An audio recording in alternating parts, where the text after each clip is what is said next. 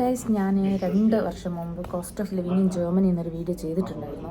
അപ്പോൾ ഇന്നിവിടെ ഞാൻ ബ്രേക്ക്ഫാസ്റ്റ് കഴിക്കാൻ വന്നപ്പോൾ അന്ന് ഞാൻ കൊടുത്ത പൈസയെല്ലാം നല്ല ഒത്തിരി വ്യത്യാസമുണ്ട്. അതുകൊണ്ട് ഇപ്പോൾ 2025 ഈ ടൈമിലുള്ള cost of living in Germany, of course salary ഒക്കെ നമുക്ക് കൂടി എല്ലാവർക്കും അതുപോലെ തന്നെയാണ്. അപ്പം ലിവിങ് കോസ്റ്റും അതുപോലെ കൂടും എന്നുള്ളതാണ്.